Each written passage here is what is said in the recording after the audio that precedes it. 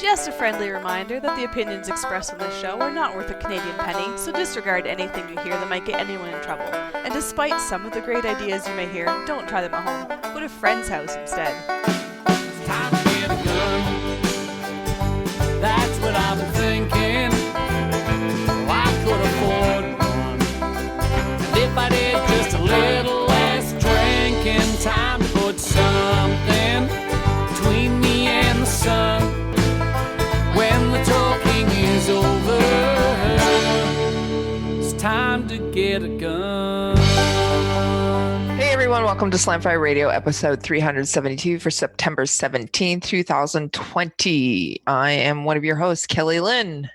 And I'm another one, Adriel Michaud. We're the reliable ones. The reliable. Steady, reliable. Boring? Actually, yes, Steady. I was going to say Steady. we're reliable because we're boring and we have no lives. But I've got a pretty busy calendar. I know that's your not calendar's true. pretty busy too. Weren't you just at some protest that I couldn't be bothered to be at? no, it wasn't a protest. It was a march. Peaceful Yes. march. It was a peaceful march. It Peaceful was- march. Yes. You know, one of the things I was thinking about, like you guys What? did that peaceful march. You guys couldn't do anything extreme because I know. the risk for anyone who does anything extreme as a gun owner is you lose all your Huge. guns.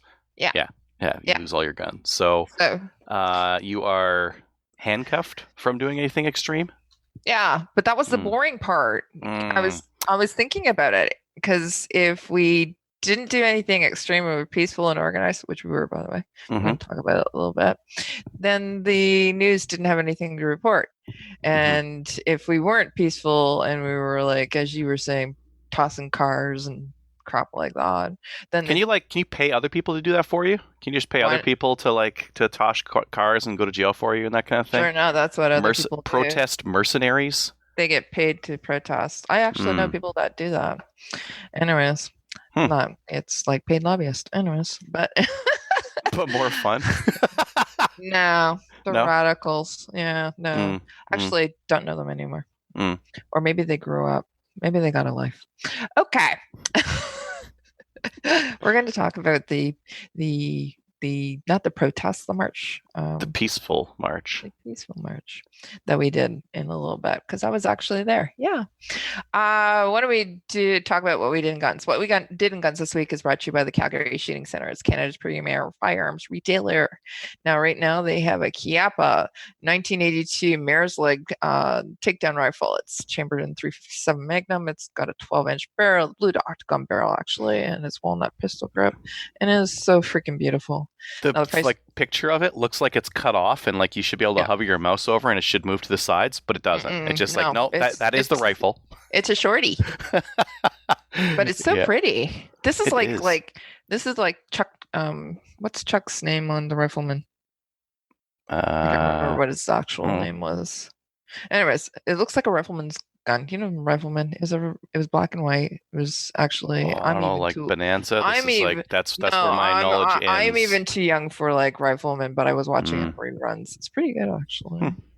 But this would be a cool rifle to have. You know, lever action. Bang. Just, Neat. I A love- deer rifle, I believe, is what you would call that. A deer yeah, rifle. it's not. It's a fun. I would shoot like to from the buy hip one just to gun. go hunting deer with it, just to make Really? people mad. Yeah, No, I because would that's practically like as close as you could get to okay, handgun whoever's carry. watching, can you guys Google and tell me who Chuck's last name is on the rifleman, and just put it in the notes. Yeah, you don't shoot deer with that. This is Why not? like It's shooting them from the 357 hip Magnum. and just no.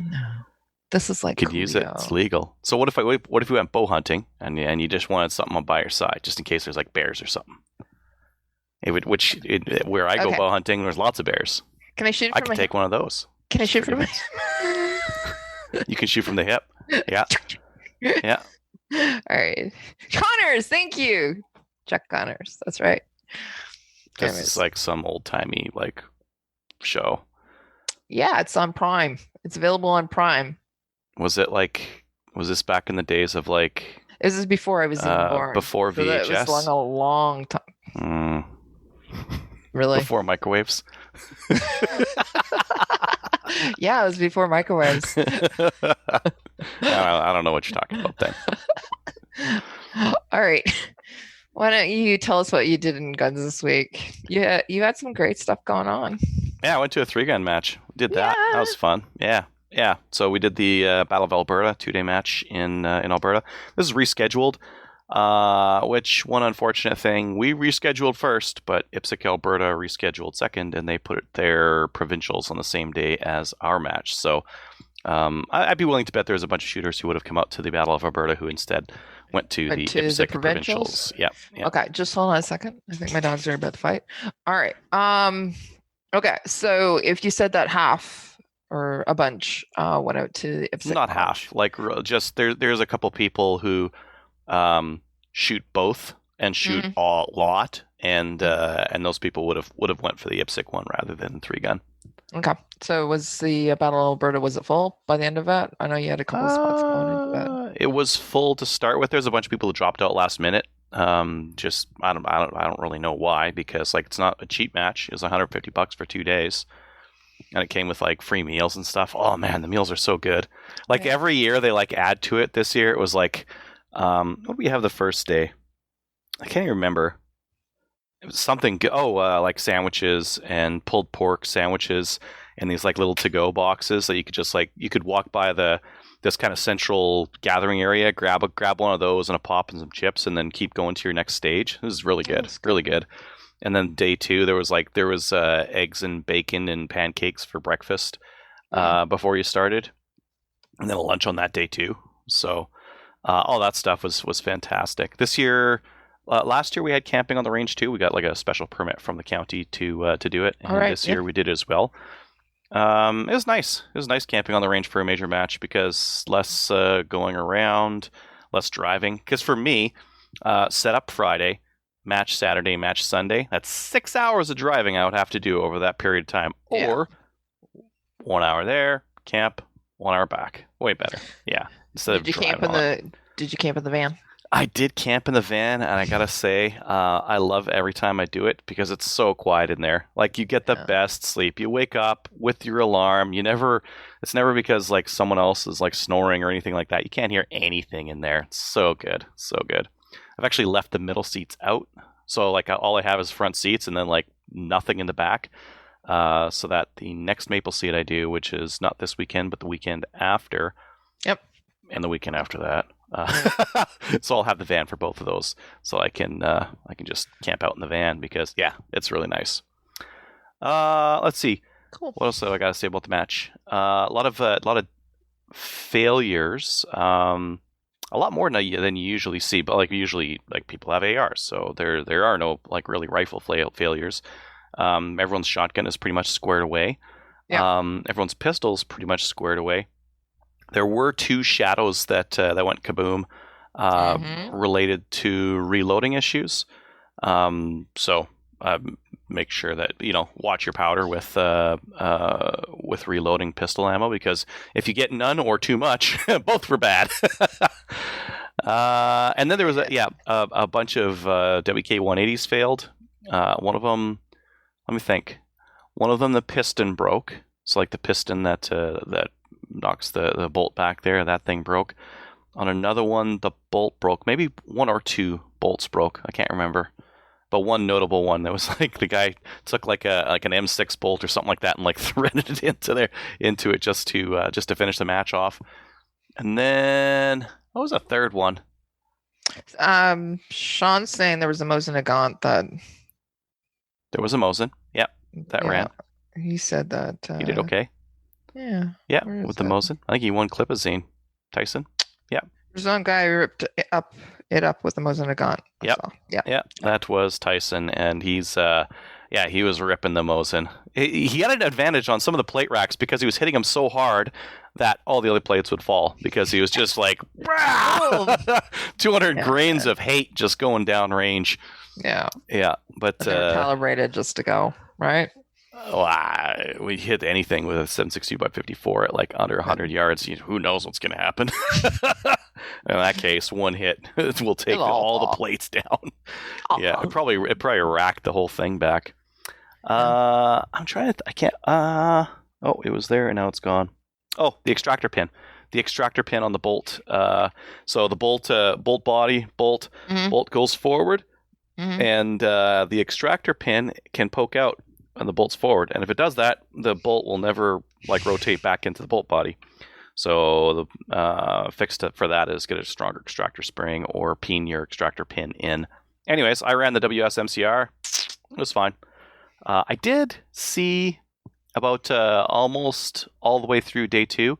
I took a look on the bottom of it. I was like, oh, my gas block screws are walking, visibly walking. One of them's almost all the way out, and the other one's 2 threads out. Yeah, so I took those off. I went and got some high temp Permatex, like Loctite from Canadian Tire, and I put those back in with the high temp stuff because that gas block does get quite hot, and that should hold them in there. I think it will. Cool. Otherwise, my rifle, shotgun, pistol, they're like the reliability is all good. Everything was good. Yeah. So let me ask, how'd you do? I did all right. Yeah. I did okay. I got this. Yeah, there you go. I don't really deserve. I feel like I don't really deserve it because. Yeah, you do. For those that are listening, what are you holding up? I'm holding a first place trophy. Yeah. A very nice first place trophy. It's like steel, laser etched, and that kind of thing. Really cool. Yeah. The guy who got second beat me by like 0.2 or 0.4% or something like that. Just like super duper close. Beat me on most of the stages, but just yard saled a couple of them. And I yard saled a couple as well, but less so. So that was important. There was a couple stages where I was dissatisfied with my performance. There was one where like I had a prop failure. Okay. There was this like steel head target, and I went and rewatched my video because I did like head cam and third person cam for all my stages. I hit it 16 times, and it should take 3 to fully come down. Yeah. And I had 16, and it just, I don't know, prop just didn't want to work. So I asked for a reshoot on that one, and then they gave me the reshoot on that one, which was nice because I don't mind if I do something that causes my performance to suck. Like there was another stage where I didn't spin a spinner properly, and like that was all on me. I could have done many things to solve that issue. But I don't like when either like my guns fail me or like the props failing me or some other weird things happen. I would rather have like my skill compared like as directly as possible to everyone else's. Yeah. As lofty as a goal that is. Yeah, you should get a reshoot of it's the equipment failure. Yeah. Not your equipment, but the stages, stage props and that kind of thing. I mean, there's a lot of guys who were running pea shooter. So we had 2 new divisions, and they were like really popular this year. We have Clipazine, which was the Mosin Nagant guy, or SKSs and that kind of thing. Lots of people shooting that. We had pea shooter, which is basically like an adult version of our junior division. So 22 rifle, and then like I don't know, whatever for your pistol, whatever for your rifle, kind of a thing, but a 22 rifle. And both of those were really popular this year. In fact, we had very few people in some of our traditional divisions, and a lot of people just opting for those other ones. So interesting. Yeah. Well, yeah. Some people are very limited in what they're able to shoot, right? Yeah, and I think I don't know. I mean, when you open the door, some people are like, "Oh, I can shoot that with a 22. Yeah, I want to try my 22. I want to shoot action rifle with my 22. That'd be fun." So I think some people took that approach. Some people were like, "Oh, well, I've always wanted to try my SKS or my Mosin or whatever in a match." So this was their opportunity to try it out. And I think that and they competed with people with like equipment. So that's so the people with the SKS, how'd they do? Well, the Mosin guy won, but I think that's because he is an experienced 3-gunner. He shot a lot of it, and probably his pistol and shotgun work made up for his slow bolt action work because you can't shoot those things very quickly. You're always like, it's difficult to run the bolt when it's on your shoulder because of the leverage you get and because of you need to like whack them open. So you usually do have to bring them down to get enough leverage on the bolt. So they're not fast bolts. they're slow to use. But he did fine. I mean, the SKS guys did all right too. again for their division. Yeah, the 180s were interesting. Just seeing like lots of failures, but that still is the best style of rifle option. to use. Yeah. Yeah, for the fastest. Okay. I say that the guy who won top overall was running a 22 rifle. Oh, so he used in the P gun division. Yeah, P shooter. Yeah. But like overall, that person. I mean, you could see why. I mean, like a 22 rifle has no recoil. And I believe like you could run whatever you want to for a shotgun or pistol, so he could have been running like a full race pistol or a full race shotgun or something like that. Yeah. But, what distance were you shooting out to then? so for PCC and P shooter, not that far. For everyone else, we went out to 350. Okay. 350 when like 350. 350 at the end of a stage is like a lot to ask of a person and a rifle, but that's totally doable. I think I got that 351 in like 3 shots. It was I had problems on the 200 because I was holding high on it, thinking like, oh, I've got like a 4-inch 5-inch drop at 200, but I forgot I'm zeroed at 50. So that should be like a dead on hold at 200, not a holdover. And I thought I sent 4 rounds. I'm like, I'll just go shoot this plate rack for a minute. And I came back. I'm like, oh yeah, side for 50. Okay, and then got all my hits there. Your mind plays tricks on you, doesn't it? When you get like I had a bad one. I went into one shooting position. I'm shooting handgun targets. Boop boop boop. I look at one and I'm like, oh, there's a hole in that one. I must have shot it. I must have shot it from back there or something like that. It wasn't a hole. It was a little bit of like white masking tape that looked very convincingly like a hole. And then when I went afterwards, they're like, Angel, you didn't even engage this one. I'm like, what are you talking about? That had a hole in it. And I look up. Nope. Oh. That's a piece of masking tape. Semicircle piece of masking tape. Somebody did it on purpose. Yeah, it's my own fault. I mean, I again, in the heat of the moment, I should have shot it, but I thought I saw a hole in it. I thought I must have like shot at it or something like that, so I skipped it. It would have taken me no time to just plug it right there, but yeah, just to make sure. Yeah.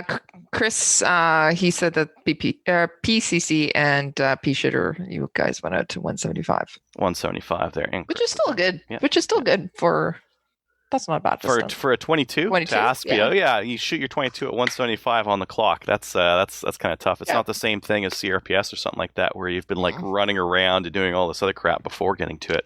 Oh, that's the other thing. There was a bunch of people shooting PCC. Holdovers. Yeah. There's a bunch of people shooting PCC. So a bunch of people shooting like I don't know, like Ruger PC carbines and that kind of thing, and doing pretty well with them. So good. It's kind of neat. Like one of the things that's happened because of this prohibition is that a lot of I guess we have a lot more variety of different firearms, which I always like err on the side of inclusiveness to try to get more people in. I would prefer if we had like fewer divisions, like it was easier to everyone to compete. But at the same time, I'm happy that lots of people can get out and try it and try 3-gun out. And it's forcing people to think outside the box and use different things and maybe use what's been sitting in their safe for a while. Right? How many people do you think would go out and shoot it with PCC? Yeah. So I got a video on that match on YouTube. Cool. It was good. It was an excellent match. I was ordering some stuff from Amazon and I checked out without like thinking, and I accidentally bought this because I had like I'd added How do you accidentally check out? What was I buying? I was buying something small. I can't even remember it, but I had like added this to my cart a while ago, thinking like, oh yeah, a 4 pistol case. I've got another case that holds like 2, but they're really tight, and if you jostle it, they'll hit each other. So I had added this to my cart because I think it was like $30 or something like that. Oh crap, that's cheap. It's a cheap feeling case. Like the handle is one of these ones where you can pinch your hand if you've got too much stuff in there. But in terms of like inside it, it's got you could pick this foam to just put 2 handguns in, or you could use this as your middle foam and then put 2 on the bottom, put that chunk of foam there, put 2 on the top, and you got 4 handguns in one case. So Nice. I think that's what I'll use it for. That's what my idea was originally before I was like, nah, actually I won't buy it. And then accidentally bought it. So I'm trying to think of other things. Oh, I believe my 1911 slide is milled and it's on the way to my place. So Captain Andy is Captain Andy finished. did it, did he? It looks really good. It looks really good. Yeah, he was sending me sent pictures pictures? as he was going, and he took the base. So I sent him the red dot with like this Picatinny base, and he milled that base flat, and he milled a slot in the 1911 slide and put it on. And he said that he needed like 1 click up and like 2 clicks right to 0. So very, very Wow. straight on. Yeah, fantastic. That was one thing I was a little bit worried about because this red dot doesn't have a ton of adjustability in it, but apparently it was like bang on the money. So Cool. yeah, fantastic. So I'm looking forward to that. That should be a fun little pistol to try out. And I don't know if I'll shoot it in any kind of competition or something like that, but I wanted a red dot pistol, and now I have a red dot pistol. And I think that's it. I imagine I have a maple seed this weekend. I know I'm packed for one. I don't remember which one. I think it's Chaz. I think it's Chaz maple They're all seed. blending together. Yeah. I get one too. Yeah, I got a maple seed a weekend until mid-October or something like that, and then I'm free, and then it's hunting season, and then cold. Yes. Yep. Yep. It's Alberta. Mm-hmm. Edmonton. It's going to be cold. It's already starting to get cold. I don't like that. I'll probably shoot some more 3-gun matches in November and December. Yeah. That'll be fun. Yeah. You know, at some point you ask, like, why do we even stop? If January, February are the only 2 months that we stop, why even bother? Just put them on. Oh, it's my S20. Oh, well, dress for it. Been there, done that. Mm-hmm. Got the frostbite. It was fun. Yeah. Mickey's asking, anyone have a 1301 thinking about getting one? They're fantastic. They're a really good shotgun for 3-gun. They're very lightweight. The gas action on them is very, very quick. Excuse me. You can't outrun it. Like with some inertial fired shotguns, they have a slow action. Whereas a gas one, like on the Beretta, I think they call it like their blink gas system. It's very quick. I can't outrun it. I cannot outrun that gas system. I can outrun an inertial and get a dead trigger because I pulled it as the bolt was going forward. Yeah, very good shotguns. And lightweight too. There's a 21 and a 24-inch barrel. I prefer the 24 just for like a little bit more swing. Like a 28 has like quite a bit of a longer barrel, and that you get that nice smooth swing with it. So it's really good for like clays and that kind of thing. 24 is like really good. Like I think the sweet spot for action. The 21 feels just a little bit too compact, too whippy. It's a little bit too whippy. But people shoot both the 24 and the 21 and 28s at 3-gun, and it doesn't seem to me make like a ton of difference. Mm-hmm. Sean was asking if the steel core would wreck plates. Funny enough, so I tested steel core and regular stuff on AR 500 plates, my own AR 500 plates, and I found that 223 inside 100 meters, it'll pockmark them with lead jacket or with steel core. Doesn't matter.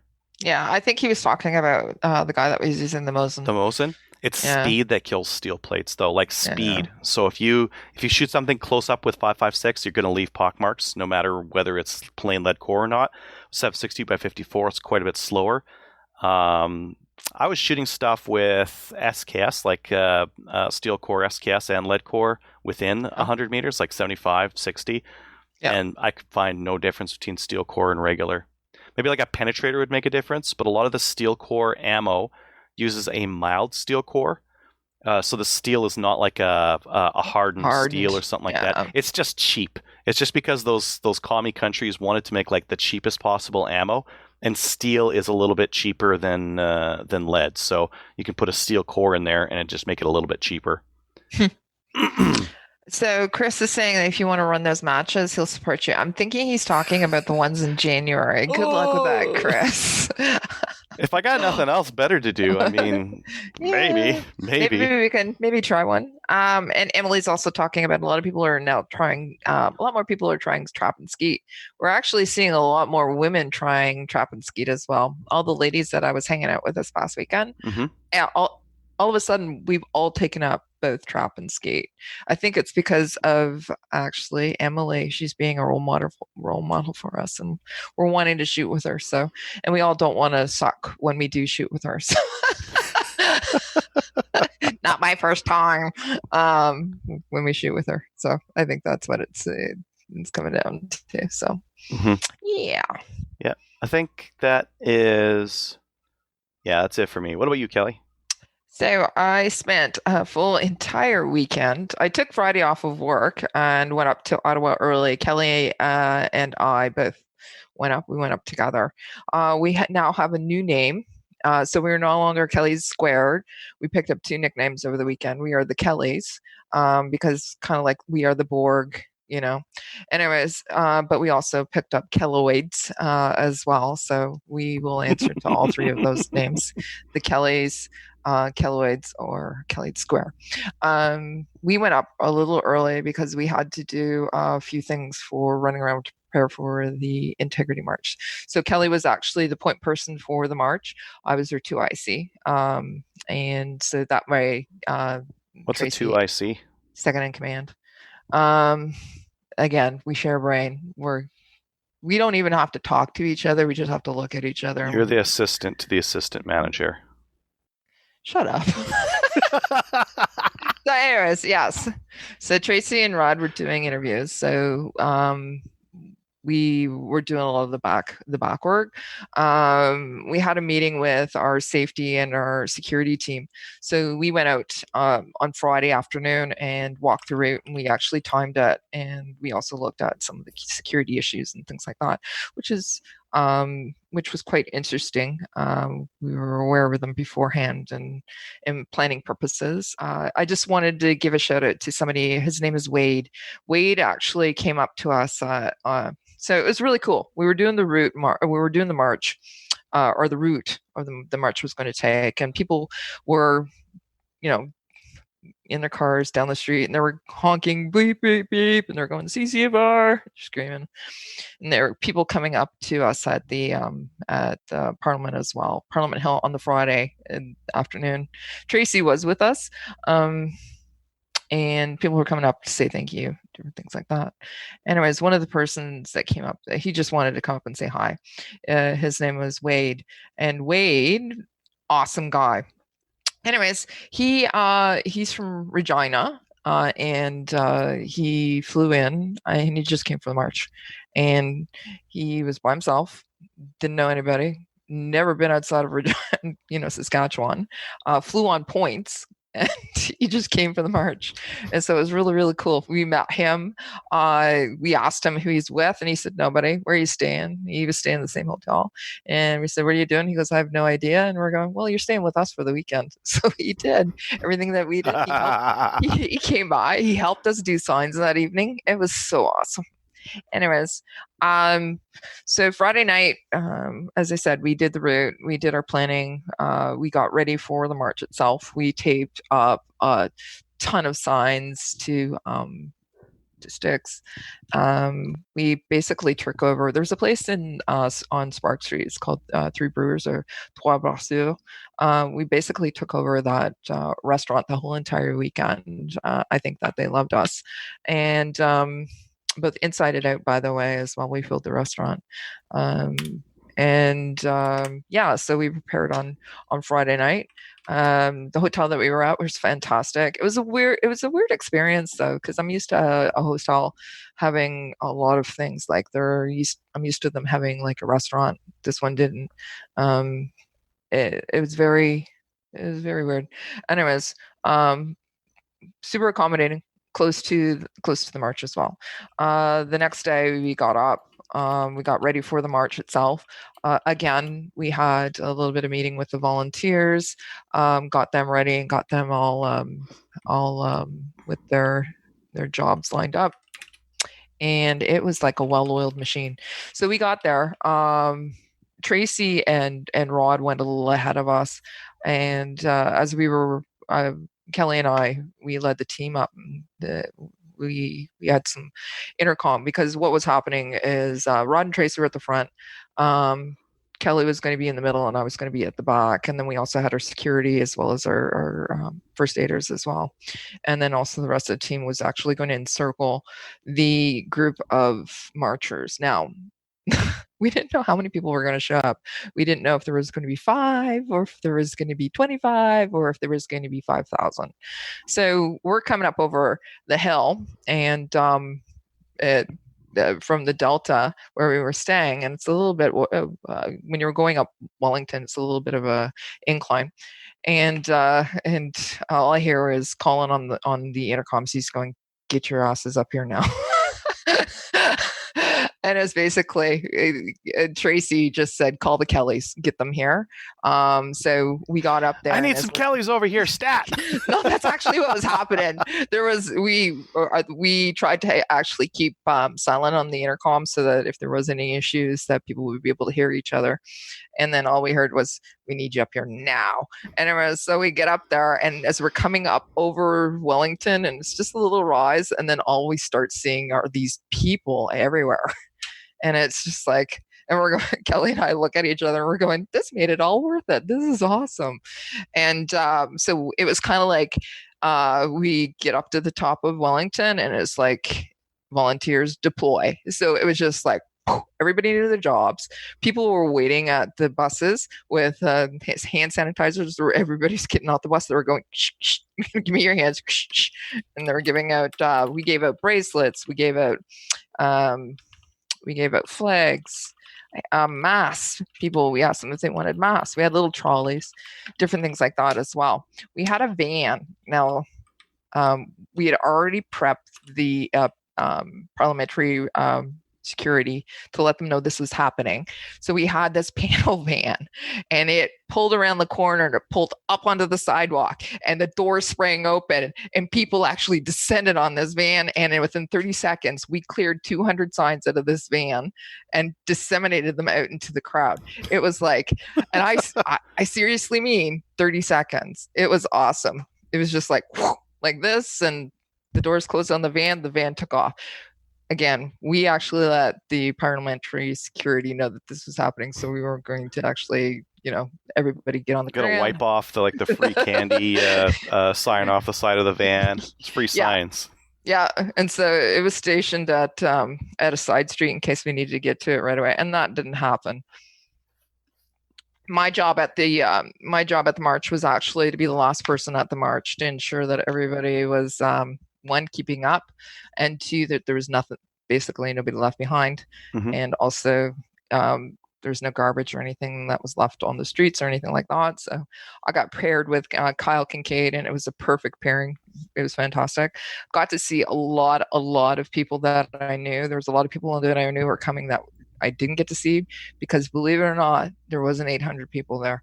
There was like 5,000 people. And the reason that I know that is because, again, I was the last person, right? And it took 15 minutes for me to cross the street from Parliament Hill to just across the street at Spark Street. And it was 15 minutes from when it started to actually till I got across the street. So that's not just a couple of people, it's a couple of thousand people. And we filled out Spark Streets as well. We stopped for a few minutes while we were in front of CBC, because that's actually where CBC Ottawa is. It's on Spark Street. And then we actually shortened the route just a little bit because there was so many people. And it was quite peaceful. And it was really, really, really well done. And I'm so proud of the people that actually came. As I said, there was people there from every single province, despite COVID. Mm-hmm. There was people that drove. Kelly Merkel, he is from Sioux Lookout. He drove 22 hours to get to the march. So, and you had people from the Yukon. And we had people BC. Yep, BC. We had people that represented retailers. So Bullseye was there, Odell Engineering was there, Select Shooting Supplies was there. People from Armalytics.ca were there. Oh, cool. We had people from the gun store there. There was everybody there. There was people with kids. Okay, so. I'm trying to get people to, because they're literally, so the Ottawa Police Services closed down all the streets for us as we crossed over them. And every time we got everybody across, they would open that street. And as I said, people were waiting for 15, 20 minutes, right? Anyways, so there was families there. There was one family there that had the younger woman, she was pregnant, guy pushing a stroller, there's a baby a year and a half. They were actually in the march, and I'm going like, they were participating. They were the last ones across the street for everything, but still, there was families, there was people from every race, color, creed, age group, demographic that you could think of. So it was really fantastic. It was great to see as well. We also had some politicians as well that did show up. So we had, we had a couple of those. We had a few people from the press corps. Rebel Media was there as well. And believe it or not, CBC was there. And I know that because they came and talked to me and asked me who they could interview. So I pointed out Tracy and Rod to them. So I don't know why they're saying they didn't get to interview them, because we did actually see them interview them too. So anyways. They didn't really do anything with that story, did they? Unless they put it on, I don't know, CBC nowhere, right? So CBC Timbuktu. Yeah, they didn't really do anything with it. And one reason is because it's not really a news story for them. Anyways, it's not fitting a narrative. And there was nobody, we were polite and we were well organized. And maybe they couldn't reach Polytechnique for a comment to get half the article completed by them. And then they just didn't give them enough time, right? I don't know. Imagine if there was clashes. It would have actually said 10,000 people there. Anyways, they had a call. No, they didn't. We actually cleaned up the streets afterwards. So the people that were protesting, there was a couple protests there. So other people were protesting, we were cleaning up their garbage for them. So, it was anyways. So originally Kelly and I, we say that morning, Saturday morning, we actually checked out the hotel. And and after the march, Tracy's going, where the hell are you going? We're going, well, we're going home. And they're going, no, you're staying. So I kind of went and begged the hotel. We got another room that night, and we stayed over an extra night, and we closed down Trois Brasseurs. We met up with some of the Gunny Girls. So some of the alumni, they came out to the event, and some of the ones that are going to be in the calendar this year, they were there too. So it was all the Gunny Girls. We had a really, really, really good time. We had some drinks with the Olympic team. So a couple of Alan Harding was there, as well as Mary Patrick, as well as a couple of other shooters from the Olympic team. They were there. Fantastic to actually see them and having them come support Gunnies as well. Alan Harding's going to be on the show in a little bit, so I'm trying to arrange a date for him too to come on. So, and then just on Sunday we all packed up, went home. So that's it. Wednesday night, skeet night, didn't actually turn into a skeet night. Somehow there was a miscommunication. I had to take a picture of Kelly's gun, her pistol. She has an Excalibur, and I was supposed to take a picture of it. So I said, why don't we do Wednesday night like we normally do, and you just bring your pistol, and I'll take some pictures of it. She goes, okay. She thought I meant let's do pistol on Wednesday night. So I'm at the skeet club, and she's at the pistol club. Now, the lucky thing is, skeet club is right across from the pistol club, literally across the street. So I'm texting her at the skeet club. She's texting me, I'm at the pistol club. And I'm going, okay, cool. I have my skeet. I have my shotgun. I don't have a pistol. And she's going, I got my pistol. I don't have my shotgun. I'm going, all right. You're 45 minutes from home. I'm 5 minutes from home. I'll go get my pistols. I'll be back. So we went and shot pistol instead. Did a lot of action shooting, movement shooting, again with lateral, moving back forwards, and all that. We did it from a little bit greater distance, 25 meters. My shooting was a little off at first. I think it was because I've been doing arms quite a bit for them this week, so a little shaky. And then just got used to it again, and it was fine by the end of the. We only shot about an hour and a half because the sun was starting to go down, but by the end of it, I was getting the hang of it again, so it was good. So that's the only pistol shooting I did. I didn't do skeet, and by the way, so I'm at the skeet club. You have to pay every time you actually go, so I prepaid. I was all prepped, so I was waiting for her. So I had my skeet bag, and in it, I had my my shot shells. I had the top of them off. I had, I went up to Tony, who's the guy that's working there. I said, can you punch a hole? We have cards. So I said, punch a hole for me, punch a hole for Kelly. I'll prepay her. I'm sitting there waiting, and Kelly's going, well, I'm not coming. I'm going, Tony, can I have this for next week? He said, sure, no problem. So we're going next week. It's already prepaid. Whatever. But I'm driving. I'm like a bat out of hell trying to get my pistols. I have skeet shells going everywhere. And I don't know if I was able to get them all out of the bottom of my car. Anyways, so they're all over the place. And yeah, that's about it. Yeah, I just went through all my ammo cans and reorganized them and put a bunch of 5.56 on stripper clips and whatnot because that's a good thing to do. Have it all on stripper clips. Super easy for matches and that kind of thing. Yep. For this match, I'm like, I think I need to bring this. I always bring too much. So I'm like, I think I'm going to bring this much of this ammo, this much of this ammo. And when I was done, my last stage, I hadn't reloaded my handgun mags. I had 10 loose rounds of 9mm. And 223, I had 30 rounds. I couldn't have done one more stage. It was a little tight. Yeah. So one of the things I did want to talk about is that match. Remember the Match Tech ammo that I bought? That was a super good deal. It was like the Max Tech. Yeah. Yeah, the Max Steel. Max Tech. It was $250 or $270 for 1,000 rounds. No, less. It was less. It was a lot less. If it sucks. Anyways, I'm getting really good at remedials, man. That's good. That's good practice. Yeah. Remedials. No. Yeah. Anyway, so it just sucks. But still, not bad. What else? Oh, and I cleaned out my gun room. It needed it. Mm-hmm. I spent a couple hours last night cleaning it. I just actually couldn't handle it anymore. I'm a little OCD when it comes to anything, but I walked into that room and I just went, oh my God. Anyways, spent a couple hours cleaning it. That's about it. And I'm getting ready for a Maple Seed this weekend. So, and how many times is your dog going to turn around? That's like 5. Oh, okay. It's about average. Yeah. Anyways, people are dropping like flies into this one. I don't know what's going on. Out of the Maple Seed this weekend. Oh. So I have a big wait list. So I've just been setting up the wait list. So, but I had 4 people drop out this week. So.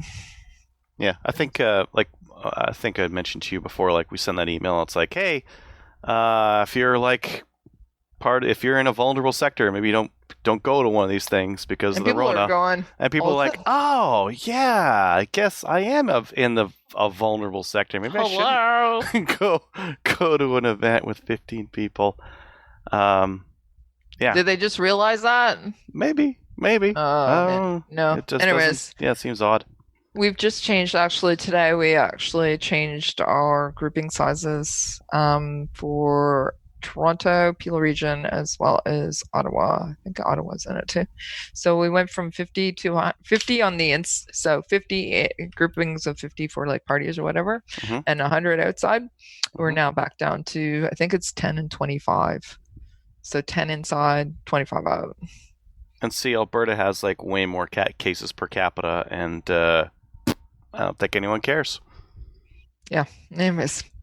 We just had 110 more. Yesterday, we had 110 more cases in Edmonton. Just in Edmonton. Edmonton's got 1 million people. It's like, meh. Whatever. Whatever. We already did all the coronavirus stuff. We're not going to go back and do it again. We already did it once. You don't want to do it again? No. No, We're I backpedaling think, just a bit. I think don't want- Albertans are not going to. No. Albertans are a different breed of people. Yes. Yeah. Yep. You give no literal F's F's. about any of this kind of stuff. Yeah, there's a little bit of that. There's a lot of like personal freedom. Like one of the things that our I'll go rabbit hole for like 1 minute. Our provincial doctor is saying, "Hey, we got this thing on this law in the books. We're allowed to force vaccinations if there's a pandemic. There's a pandemic. We're not going to force vaccinations. Why do we even have this law in the books? Maybe we should just give it up." And that never happens in government. Government almost never like voluntarily gives up power or authority. It's very odd, but like that's like an Alberta thing, right? It's like, oh, we don't actually need this authority. We're just going to get rid of it. What? Yeah, very odd. I'll be vaccinating. Like I'm not an anti-vaxxer or something like that. I will be vaccinating, but I support people's right. But at the same time, I also support people's right not to actually get me sick. However, that said, I'm not an anti-vaxxer, but I don't like forced. It's kind of, you're walking a line there, bub. I don't like any kind of authoritarian government policies. Vaccines, anything. Just put the vaccine out there. People will see like, oh, I get this. I don't have to put the mask on or do all this other stuff when I go to private businesses. No. Yep, fantastic. Hook me up.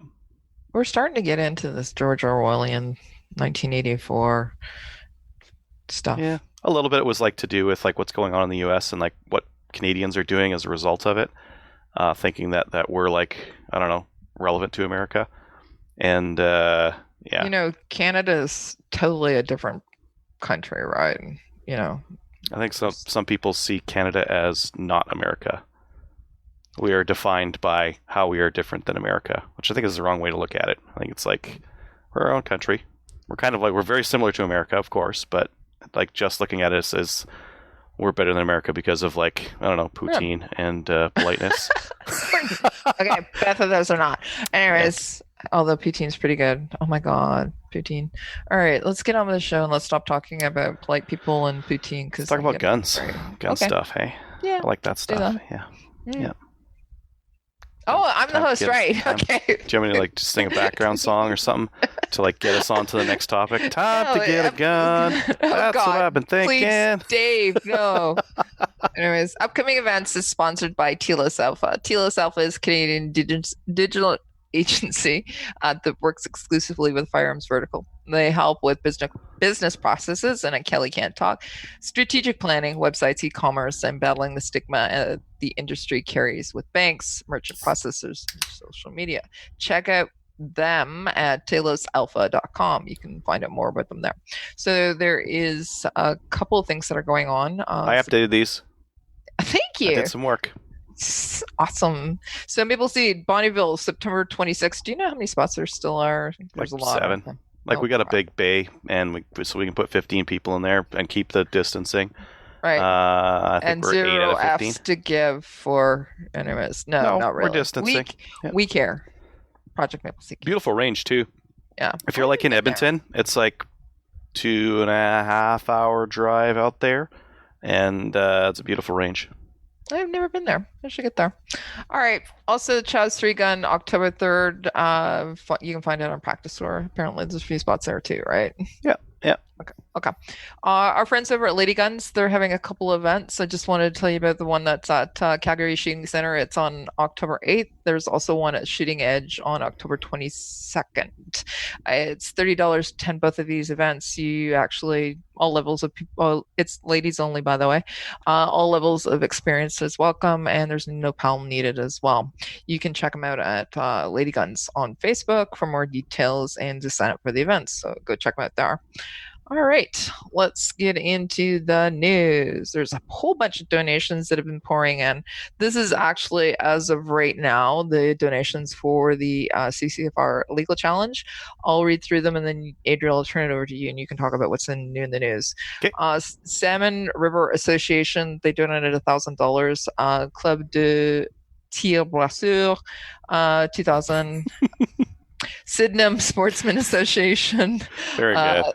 $1,000. Summerlin Sportsman Association, $5,000. Niagara Regional Sportsman Gun Club is $4,250.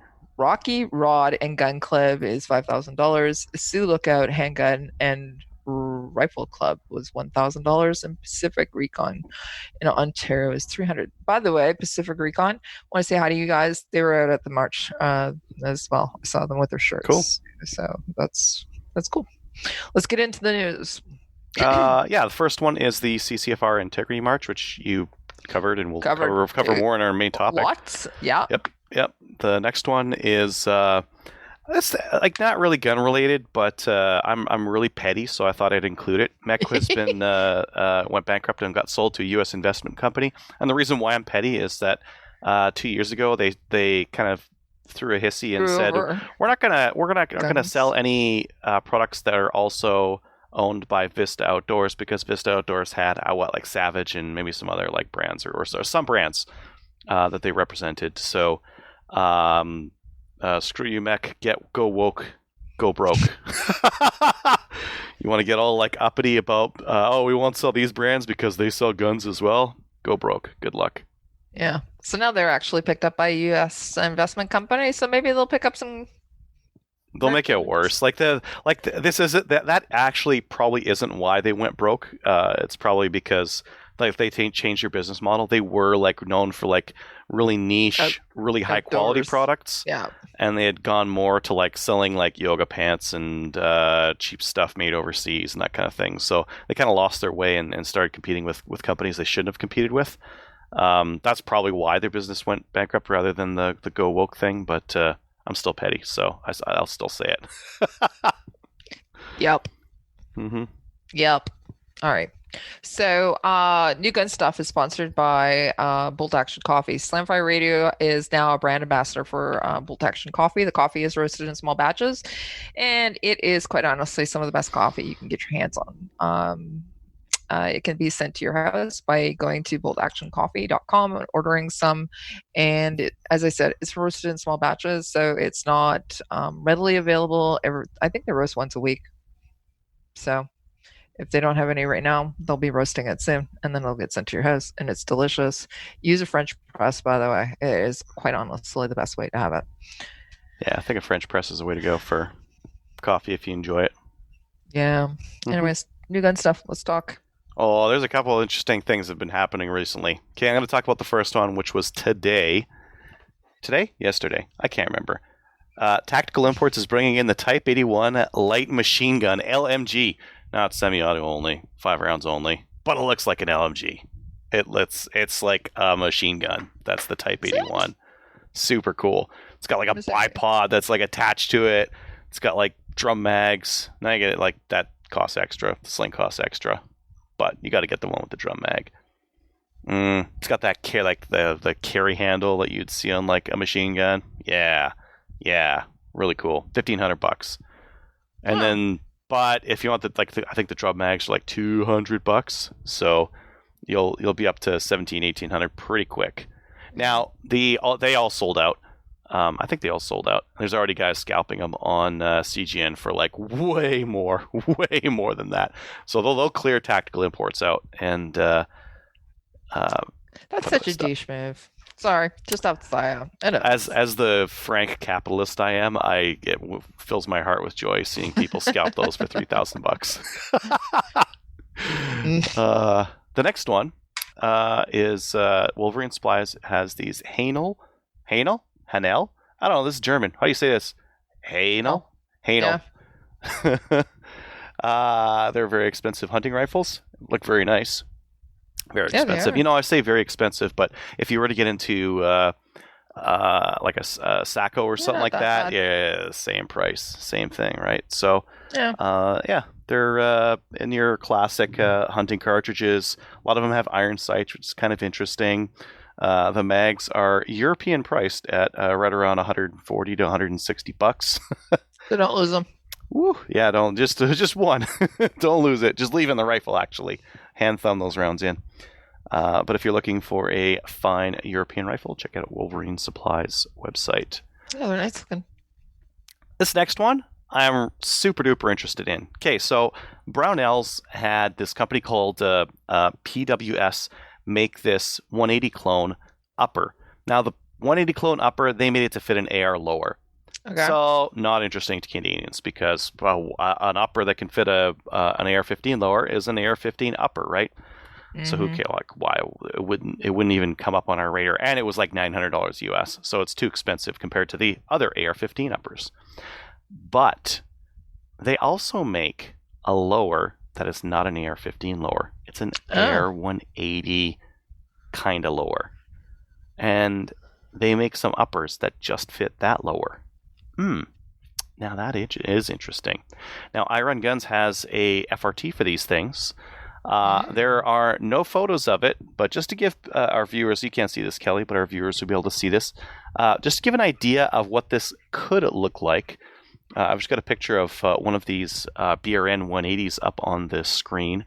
That's what it could look like. So what this would mean, they're using the Nodak Spud lower, which is an American-made AR 180 lower. It's been made for a while. It's actually already in Canada. Range Warrior Accessories, RWA, they had been making rifles on the Nodak Spud lower.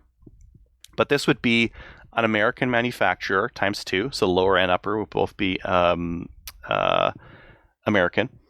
And it would be a product that we're going to be getting up here in Canada very, very soon because, again, the FRT is already approved. They already have a prototype, and they already make a very similar rifle for the US. So this is, in my opinion, super duper exciting because some of the alternatives have had some parts issues, and I believe that a manufacturer who's manufacturing stuff for Brownells will have fewer parts issues. Now, some of the things that I would be wondering about would be, right now it's a right-hand charging handle only. That's okay on an AR lower because you can just use the bolt release and still go fast. I'm thinking about going fast to 3-gun, right? If it just had the charging handle on the right-hand side only, it would be a little bit slower if the lower didn't have some sort of like bolt release or something like that. So I do still prefer the left or right chargers because a left charger is going to be faster. Or a bolt release. So I hope when they bring them to Canada, they either also do a left-hand charging or their lower has some way of doing a bolt release. Because otherwise it's slow.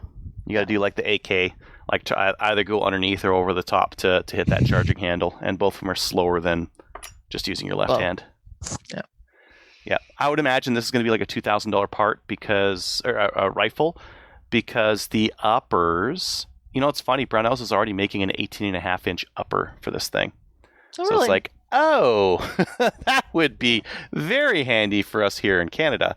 Yeah, they've got, it's in 223 Wild, upper receiver, 18.5-inch barrel, so ready to rock and roll there. $900 US. This is probably going to be a $2,000 rifle by the time you get it all done, because you could take that and then you add on a lower. And the lowers are 150 US, and add on some parts and yada yada yada. You're up to $2,000. Yeah. I don't know if you saw these lowers. They've got at the back, because you don't need that buffer tube. They don't have a buffer tube. They've got a little section of Picatinny rail at the back, and there are a bunch of ultra lightweight folding stocks that attach to Picatinny rail. So the cool thing here, because up here in Canada you need that 18.5-inch barrel, you probably could still do a folder on it. So this would actually be a good option for us, having the ability to do a folder on the back and having a wide variety accessible because of that pick rail at the back would be super duper interesting.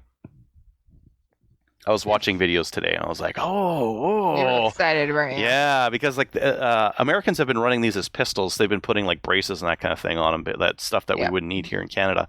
But this pick rail at the back, there's both fixed stocks, very ultralight fixed stocks, and folding stocks. Lots and lots of different options for folding stocks because it's got that standard Picatinny rail at the back.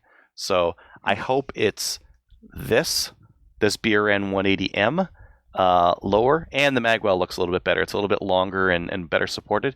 The original 180 magwell is just a little bit short, and doesn't support the magazine as well as an AR-15 one does. Hmm. So I think this is going to be a real neat option. Game changer? Do you think? Maybe, yeah. Like RWA's rifles would probably be like the best, but they just weren't sold a lot. The MCR is fine with some tweaks. The WK, again, we had like 3 failures over the weekend, so like there's issues there. But maybe they can get that fixed, or we can get an American rifle that just works. Alrighty then. Let's get the American rifle that just works. Yeah, I want that one. Yeah. I want that one. Okay. I should sell my WK. I have a WK. I'm going to sell it. I'm going to sell that thing. Are you? Yeah. You're going to buy this? Okay. Right. Well, I can't buy it, but I will get the cash ready and the space in the safe.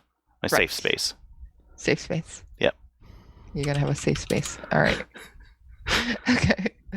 Let's get into the main topic. So for tonight's main topic, we have DJ Yukon Strong Sumanek. You might know him as Sumanek. There you go. Sorry. DJ, I've been following you for a little bit, but I was finally able to meet you at the CC for Integrity March. But before we get into your impressions and everything about that, why don't you tell us a little bit about yourself? Like where you're from, what types of shooting that you do, and Sure. So, I was born and raised in the Yukon. Spent the majority of my life up here, but I did have a brief stint out of territory doing various things. I went to school, and I also spent some time actually as a professional Thai boxer. Cool. A few years of that. In 2011, I got a bronze medal for Canada actually in the IFMA World Championships it was in Iran. Oh, that's very cool. Yeah, but that was just kind of an aside. The rest of the time, I've spent my life up here in the Yukon. I was born and raised on a trap line. Is where my dad started. He bred some animals in captivity for zoos, so we would go out and live trap the animals. And try and breed them. We did lynx, marten, fisher, fox, and then the rest of the time when we weren't doing, chores around the property and stuff, we were out there hunting, fishing, exploring, and doing adventures. And, one of the main reasons I sort of got online is because, the last few years I've really noticed that it's not only on the firearms file, it's on the hunting file as well. Yep. Too. That there's been little microaggressions, not only provincially but federally, and it's been being done with the assistance of the media without a doubt. And I'm just looking around. I'm like, where are our associations? Where are our NPs? Where somebody's got to stand up to these bullies, and nobody. I shouldn't say that. There's quite a few people doing it, but I feel like in general, these, in particular, hunting and firearms are two topics that it seems like our politicians are reluctant to speak about in many respects.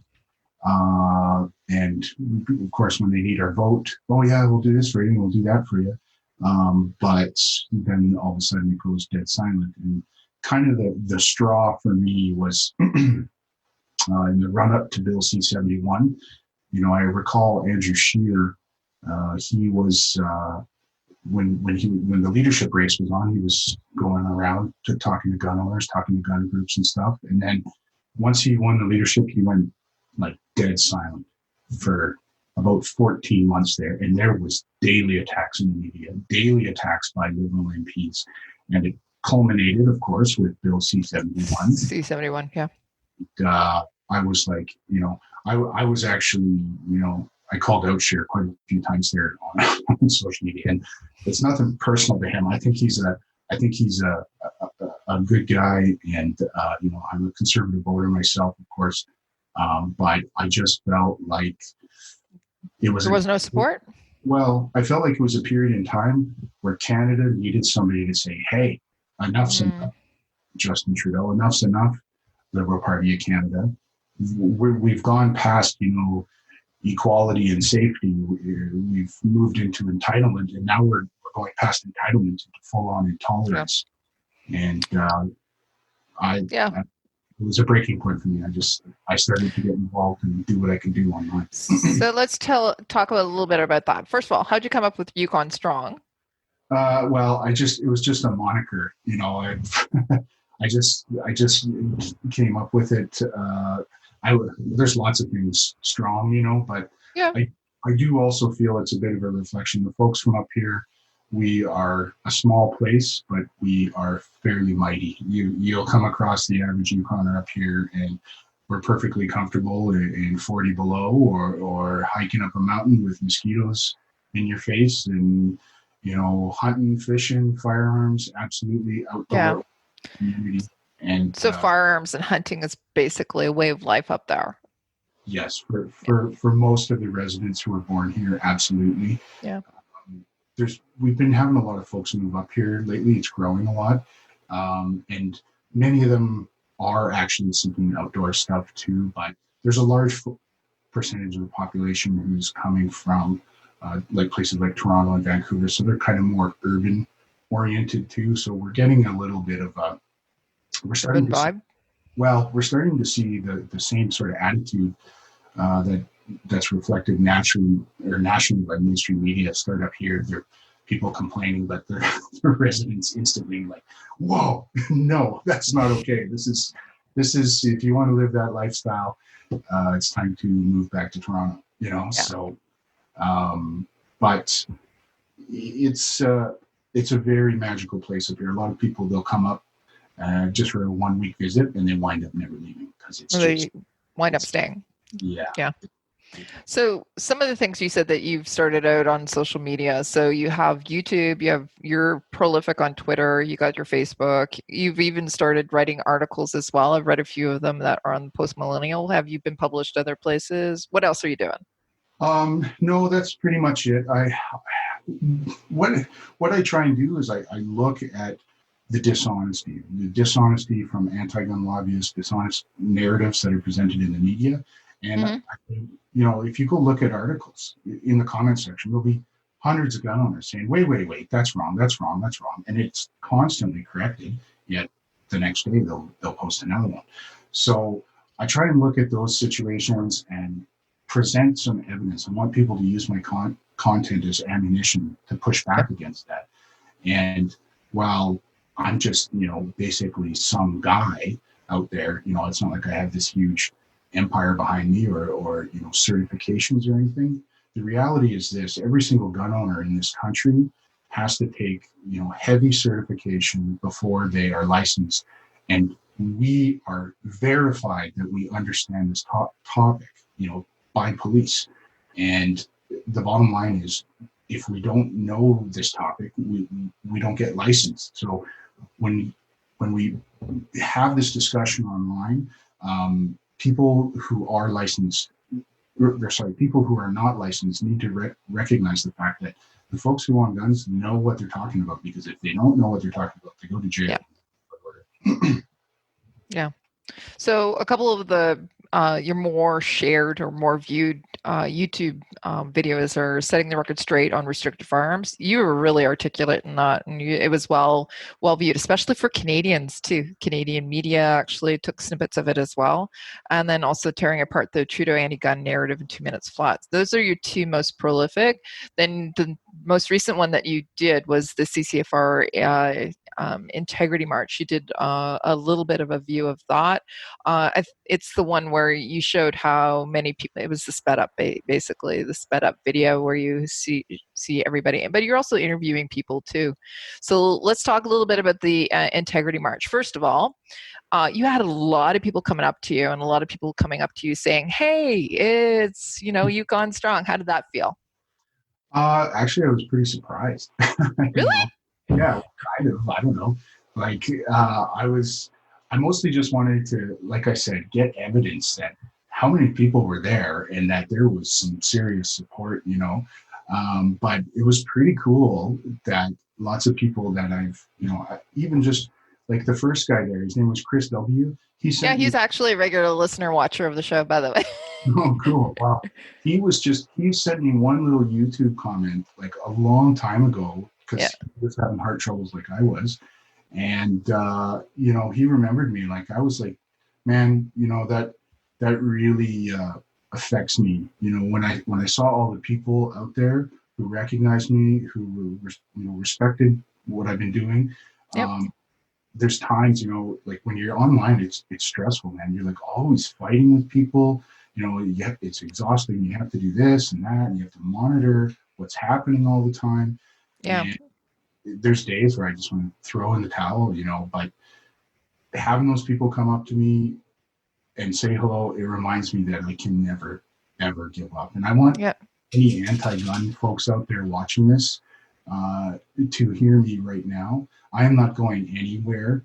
This fight is going to get nasty, and I am prepared to do whatever it takes for as long as it takes to make sure that we win, because we are standing up for not only ourselves, but every single Canadian in this country, including them, whether they realize it or not. And civil liberties right now are more important than ever in 2020. We have seen this world become more violent, more divided, more dangerous, and governments become more and more oppressive and tone deaf to many situations around the world.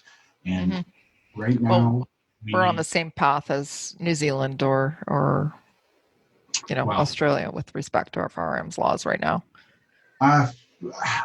Justin Trudeau is not going to be Prime Minister forever, Kelly. We hope so. There's only one place to go for him now. Yeah. So you were talking, Chris came up to you, and I know that he talked to you in the video, but I also know that you just said that he's made comments to you. So overall, people are familiar with you, and they really, as I said, they really respect what you're doing, and also the information that you're giving and the way that you're giving it as well. It's very respectful and well researched. But people who are listening or people who are viewing the video, do you want to just tell them how you're feeling? Because that's a lot of the questions that you were getting, because you let people know that you've been sick recently. So just before we move forward, how are you feeling? I'm feeling pretty good. Like I'm tired. I actually spoke to my doctor this morning, and they just did a whole bunch of tests and ultrasound stuff, and everything seems to be okay. My blood count has returned to normal and all that. Good. And he says I probably don't need another checkup till December now. So I was having a little bit of stuff there, like a fever and stuff for a while after I first got out. And, but that's gone now. I'm just really tired is really what it is. And I think some fresh air, and as soon as my chest heals, like I'm going to be able to start going to the gym again and everything. Like my left arm, it feels like it shrunk. Like it probably has. Like, what is going on here? I feel like a noodle. All right. I feel pretty good though. Yeah. Good. Yeah, that's the number one question. People are coming up, hey, Yukon, and then they were going, how are you feeling? Because everybody who has been watching you, has been following you, they're concerned about your health as well. So speaking of which, so the CCFR Integrity March was happening. Why'd you come? Why did you actually get on a plane, fly from the Yukon when you were basically just getting out of the hospital? Well, first of all, when Tracy first announced it a while ago, I was like, Tracy, it's right in the middle of hunting season. I know. I was like, you guys, this is, if I hadn't have gotten injured, I probably wouldn't have been able to come. I would have had to go and do stuff and whatever, right? So, yeah. Bottom line is, maybe it was a blessing in disguise. Now I'm on track for my health long term. And I got a chance to go out there, and I knew that Rod and the CCFR and Tracy, this was, a little bit of a risk for them, because, if not a whole lot of people would have came, it could have, harmed their credibility a little bit. And I was like, you know what? I got to do whatever I can to help them. We got to get some people out there. We got to get feet on the ground. We got to spread the word. And I thought that it was symbolic for me that I was willing to do that. People look to me sometimes online, to speak for them. And how am I supposed to do that if I'm not going to show up at the first firearms rights rally in a generation? Right. I couldn't have been happier with the turnout, and I think I really hope Tracy and Rod have another one, because if they do another one, I guarantee you it's going to be like 3 times as big now. So many people are texting me, "Oh, I wish I was there," "Oh, I should have came," and when's the next one and stuff. And like now, because they know there's a base turnout, it'll be huge. So my impression was that with COVID, essentially this past weekend was supposed to be TACCOM. And unfortunately, TACCOM was put on hold, or is deferred until April because of COVID. So it was kind of like a blessing in disguise, so that we were able to actually hold the march. However, because of COVID, we weren't sure how many people would be in attendance because exactly of that, of COVID. But pleasantly surprised when we came up the hill and saw all these people, and Tracy's on the comm going, "Get people here now, get the volunteers here now." People were showing up and everything. But overall, let's talk about your overall impressions of the day, how it went, your thoughts on the march itself. I think it was extremely positive. Positive in the sense of like the atmosphere of everyone there. It was just a really good vibe. Everybody was happy. Everybody was friendly. Everybody was polite. Everybody was calm, organized, respectful. I honestly can't really recall, a group like when there's been that large of a group together, when there hasn't been, some yahoo doing something stupid, and everybody was just like A+++, like the cameras, and they could have come up and interviewed anyone there. It wouldn't have mattered if it was me or Tracy or Rod. We would have all said the right thing. And you could see that on Andrew Lawton's. He did a piece on True North. Yeah, I did. And he was just interviewing random people, and people of all, colors, races, creeds, religions were there, men, women, children, super, super inclusive event. And everybody had the same thing. Get off our backs. We're not doing anything wrong. Why do we have to do this? And I think it really sends a message to the powers that be and the folks that are really trying to harm us, that they're facing an uphill battle right now. There are a lot of people from a lot of different groups that don't want this ban or any further restrictions. And there's a lot of people who aren't even gun owners that were there who are saying, hey, wait a minute. Maybe we need to slow down and have a think about this, because if we're going to just start seizing property without even discussing it in Parliament, well, guess what? Like I said, Justin Trudeau is not going to be Prime Minister forever.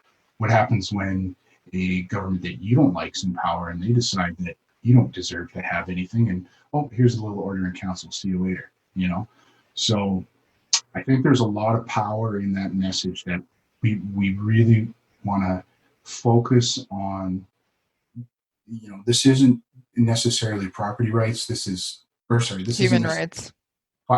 Firearms rights. It's actually property rights, which makes it a human right, because humans have a right to own property, period. So you were saying that there was people there that were in support of the march, or there was people there in support, not necessarily of firearms, but we actually saw people on the side of the road holding a sign that says, "I don't like guns, but I still believe in firearm rights."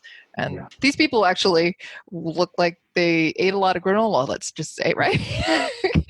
They weren't the typical, gun owner or whatever. But we had people along the side of the road as well, holding up signs and supporting the march itself. So let's talk about the media reporting. What happened? Things. Number one, due to my recovery, I got to eat a lot of granola now. Griddle is still good. I know, but you know, I'm one we're of those doing guys. I don't- you're not the stereotypical griddle eater either, I right? just eat like 3 giant cheeseburgers right now when I can't. And number 2, you know, I actually interviewed one of those people. It's going to be on my Twitter here in the next couple of days. I got it on auto tweet or whatever. So look for that. You can hear that side of the story too on my page. Sorry. And now what was the question again? So the question was, overall, the media. There was media at the march. Andrew Lawton was there. Rebel Media was also there, but there were some other people there too. The people that were there underreported what was going on, or they didn't really tell the truth about some of They the all things. used the same. They all bought the same crappy article from the Canadian press, which I don't know if they were there or not. I don't think so. But they had a hot take on it, and everyone bought it. The CBC bought it, City TV, everyone bought the same article, and just popped it up on the website. And they're like, done, reported on. Well, I haven't even seen that CBC. I haven't seen any original CBC article or anything on it yet. There. Wait a minute. First of all, Go ahead. Hi, Adriel. Hey. I'm a huge fan. I didn't know if I was allowed to talk to you or not. Sorry. He jumps in every once in a while. Avert your eyes. You're allowed to talk, but the eye contact, no way. No. Yeah, I go to your page all the time you do great reviews of the firearms and the situation. I'll be over here. You guys can share the bromance, you know. The CVC. Wow, where do I start with them? You know, it's interesting that even though, you know, it's pretty clear at this point that CBC has documentable bias against firearms owners. Okay, like for instance, there's that CCFR report that was done. It just goes through all their articles. It proves it, right? Even though, you know, the rest of the other mainstream media, they, like Adriel said, they just sort of replayed it and sent it all out. The fact is they felt a need to respond, right? Which means what we're doing is starting to work. They're worried about our message, okay? Even though they're doing everything they can to suppress that message, it's still having an effect. They're still aware of it. And they did send someone down there. There's videos you can see on Tracy's channel. They recorded her interview, and it wasn't controversial. It wasn't, you know, aggressive or anything. She was very Articulate. Yeah, articulate. And what happens? Radio silence. And who do they call? They call Polly. And Polly, in the last few days, they've been starting to harp on me now. They're retweeting. I saw that. My stuff on social media. Somebody took a picture of my chest. They were calling me a radical gun activist and all these things. And like, I am just literally some random guy, you know, from the Yukon. I'm not, you know, I guess I am an activist now. I think that's a fair statement, but it's not because, you know, I have an agenda. I'm responding to an aggression. I have no choice. If I remain silent, people are going to do bad things to me. The government is going to do bad things to me. And that is the heart of this matter. They would never have seen my face. They would not know my name. They would never have seen any of my videos if they simply would have left me alone. And they can't do that. They can't seem to just live and let live and have people, you know, have alternate lifestyles. It's not about, you know, trying to find an answer to public safety or gun violence. It's about weaponizing the issue for political gain and absolutely controlling and dominating the people that they disagree with. And that kind of thinking is dangerous. This has all happened before, you know what I mean? So we need to shut it down now. And the CCFR has a super, super positive message, super, very clear mandate. You know, they've made me a believer. You know, I've checked out some of the other gun organizations and stuff, and you know, I'm willing to work with anyone who is willing to assist gun owners in this country. But I think the one thing that separates the CCFR is they are seeking a dialogue. They're seeking a conversation with the folks who are still reasonable. Yep. Sorry, I'm getting phone calls here. And that is the key to changing the Views. situation, is that we have to reach those people somehow, some way. We have to do it peacefully. We have to do it intelligently. And I think it, like I said, it's starting to work. They're having to respond to our narrative. And Okay. I know I'm babbling a bit here, but I want to say to all the gun owners out there watching this, that, you know, it's important to respond to things from like Polly and the docs for promotion of gang violence when they make these crazy posts. It's important to respond to them, but the real game changer is when we start forcing them to respond to our narrative. So every time you go to, you know, engage in debate on one of their BS posts, I want you to put a post on your page out there that other gun owners can tweet a positive message about gun ownership and stuff. Because the reality is, there's like maybe 100 anti-gun folks, like really hardcore anti-gun folks that are active on social media. There are thousands and thousands of us, and if we just start putting out our message, we'll drown them In a positive manner. Yeah, in a positive manner. Yeah. People will be Because like, if we do it in a way that is not so positive, they'll just say, "Hey, look, see what we're having to deal with." Positively drown them. Drown them positively. Drown them positively. Drown them positively. Drown them. That's a good example right there, because I said that. They're like, "Oh, that's a violent expression." No, I mean like drown their message, not drown. Right. Like, give me a break. Yeah, but I think that's the kind of the next step for us, is we have to take our message and make it the loudest one. And guess what happens? It's a really good message, and we have all the data and all the statistics to back it up. It's a really, really hard argument to come back against. The only one they have is like you said, to demonize us, make us look violent, make us look stupid, make us look evil. Unfortunately, what we're seeing is a little bit more of the opposite. I recently saw a friend of mine who is somebody who is a hunter, and they're quite notable. And she was being targeted this week by people who are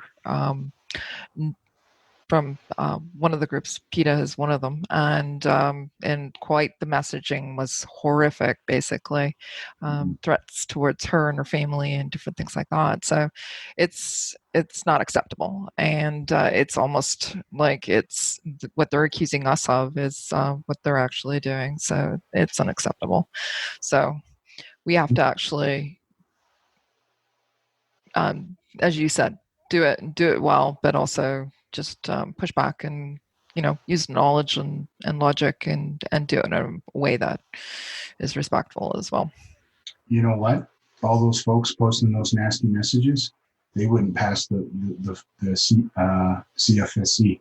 They would not get their gun license, because no, they wouldn't.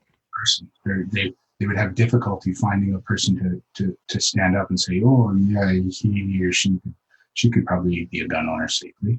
You know, it's like I said, that kind of intolerance it's growing everywhere, and it needs to be confronted immediately. Everywhere you see it, in a grocery store, in your workplace, online, you know, just say, "Hey, I'm one of the people that you're talking about. Can you explain to me what exactly what you're talking about?" Because they like to do it from, you know, the comfort and safety of their couch on their phone. But face to face, when you and I are looking them in the eye, they'll start humming and hawing. And particularly, you know, when you remind them, there are very, there are children who engage in this sport. You know, there are athletes. You know, you have to at some point say who is the real extremist here, and firearms have been a part of Canada since before Confederation, hundreds of years now. If the problems existed that Pauly Sissourian and these folks suggested, even if 1% of Canadians were engaging in the behavior they accuse us of, that's 22,000 homicides a year. Where is all the murder from licensed gun owners? And I believe it was Senator Andre Pratt. Yes, it was during the C-71 hearings. He had StatsCan do a special commission on the number of licensed gun owners involved in a homicide. And the number I believe he came back was 186 suspects over the last 10 years, not convictions. Yeah. Suspects. He didn't quote the convictions because the number probably would have been so low it's laughable. But that is an exceedingly good number. There are countries who would be overjoyed to have that low of a homicide rate amongst the demographic. And that's like what, 18 people a year out of 2.2 million. Obviously the guns aren't the problem. It's some sort of other factor with that particular person or their situation. Mm-hmm. And we proved it at the Integrity March. Thousands of gun owners came together. Nobody brought any sort of weapon of any kind. I didn't even hear a swear word, for Pete's sake. You know what I mean? Like, it was as peaceful as a protest as it could be, as clean as a protest could be. And that is a reflection of who we are in the real world, gun owners. Sorry. Yeah. That's exactly it. It was, it was peaceful. It was fantastic. I was so impressed with everybody that showed up. Why don't we talk about what's next for you? What's coming up? I have a couple of ideas for some more good videos to put out regarding some more statistical and truth or facts things. I'm working on a website. I've been working on it for ages, and I can't seem. I always have my fingers in too many pies. So I'm trying. I really want to get that done because I want to consolidate like some of my best content somewhere for other gun owners out there to use as a reference, so they can link it. I am also working on an outdoor-based show in the background here too. I'm going to start sharing some of my wilderness adventures. Okay, cool. With Canada. I was hoping to have the first season of it wrapped up this fall, but because of my heart, now it's probably going to be realistically a full year before I have enough episodes because we have to wait. Have you shopped around for networks for that, or are you going to do it through social media, or what are you going to do? Well, I was supposed to film 2 episodes of The Edge with Wild TV. Okay. Now, what happened was my father went. There are 2 things happened. Number one, the COVID thing happened, so we lost the film permit on one of the sites we were supposed to go to. And then number 2, I got sick, so it's just going to be my father on that one. But I think we are going to have an episode with Steve Eklund. He's going to come on our show. Cool. He's going to come on with us just for fun. And we'll see what happens with that. I don't know 100% for sure, but I talked to a few of the guys at Wild TV, and they said, yeah, we want to see what you're working on. So who knows? Anything could happen. I'm hoping, that the main thing that comes out of it is that I want to show. I don't really care so much about the TV show aspect or getting it syndicated or networked or whatever. I just want to share who I am. I want to share the beauty of the wilderness, of hunting, of firearms ownership, and the way of life that is being completely ignored by mainstream media. And I also want to make folks recognize that it's hunters. We are stewards of the wilderness. We engage in wildlife management. That's the bottom line. Without us, the government would be in serious trouble. Species would be in serious trouble. And,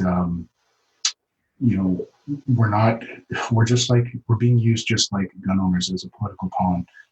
for vote-rich urban centers, that people that don't understand it. But the folks in that mindset, I want to start reaching them. And so far, the people I've shown, I've put out a few little testings. The reaction's been really positive. My father and I, we go to some very, very remote areas. We like for instance, the first 2 episodes we shot last year, it was, I think, a 3-hour float plane flight, and then we hiked about 40 kilometers from that site, right?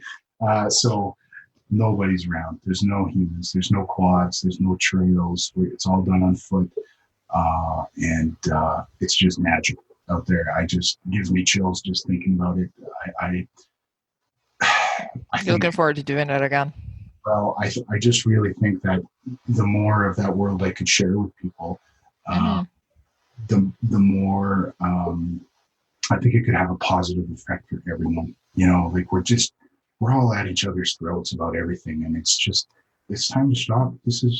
We're all Canadians. We're supposed to be like polite, I used to be able to sit down at the table and disagree and be like, oh well, let's just talk about something else, whatever. But now it's just like, you don't agree with me, they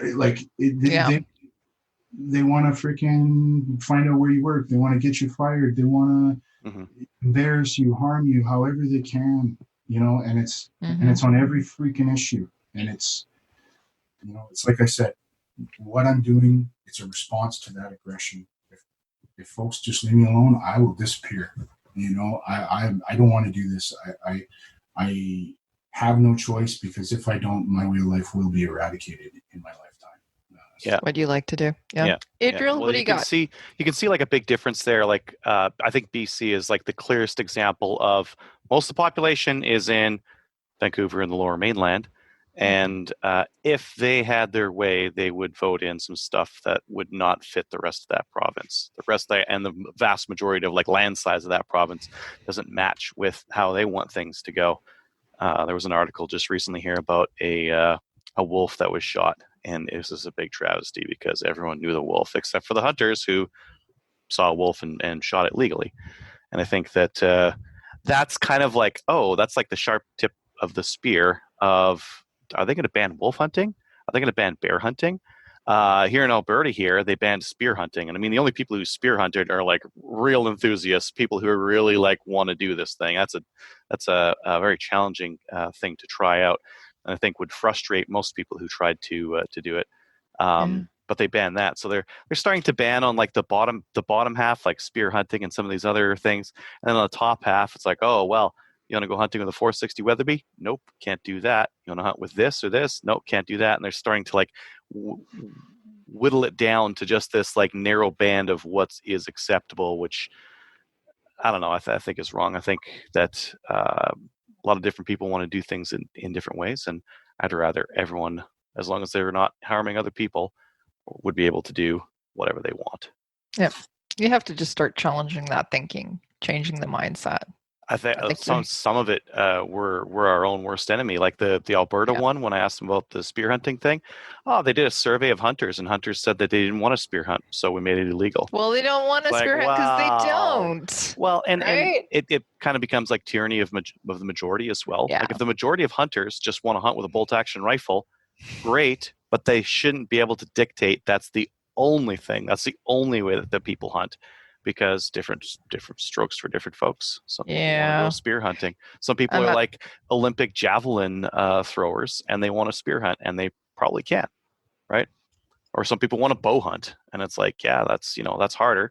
That's a frustrating endeavor to get into. But if people want to bow hunt, they should be allowed to. Mm-hmm. So we'll go back to the very first point you made there about the wolf. Did anyone discuss the fact that taking that wolf probably saved, 20 ungulates? Like a singular wolf is like, what my experience with wolf packs, what they do is they'll take a kill, and often they don't even eat the entire kill. So they'll go out and they'll be following a herd of whatever, caribou and not, they'll take it down, or bison. and then they'll eat, and then the meat starts to spoil, and then they'll move on. Now, that's, from an ecosystem perspective, a bear is going to come and probably finish up the rest, so it doesn't all go to waste. But the point I'm trying to make is that the wolves take more than they actually need, and then they have babies like crazy, man. And then all of a sudden now you're seeing it in northern BC. They're complaining about caribou populations there, trying to shut down hunting and stuff. And it's like, hunting it's way less of a percentage of the mortality. The two biggest things are predators and loss of habitat. And anyone who doesn't believe that, to the folks living in downtown Vancouver, when was the last time you seen a grizzly bear walk down the street? Okay, they're walking around all over around here because our way of life hasn't extirpated them. Now, at the end of the day, I think hunting, it's an emotionally charged aspect. Yep. When I take an animal's life, I still feel it. I don't enjoy watching an animal struggle and die. But Adriel brought up the 460 Weatherby. Let me tell you something. Nothing is going to struggle and die. It's going to be far more humane to take an animal with a large caliber rifle like that. You use, like, say, Accubond ammunition. It has like concussive effect, and they just drop. They're dead within 30 seconds. A natural death for them is getting eaten alive or starving and getting sick in the winter. And on top of that, we have wildlife management quotas in the government, because if you harvest, it's like kind of like crop rotation. If you harvest certain species at certain numbers, you can actually inflate the numbers for everything, and sustain more than if you just left them alone. So I don't know, like spear hunting, I've been close enough a couple of times, but I'm thinking to myself, man, that would be like, probably the animal's going to run a long ways, but to each their own. If people got to do it, it really doesn't matter, as long as the animal is harvested legally, as long as it's harvested within, a wildlife management perspective, what is best for the species. And as long as it's recovered and nothing goes to waste, it doesn't really matter, Yep. So. Yep.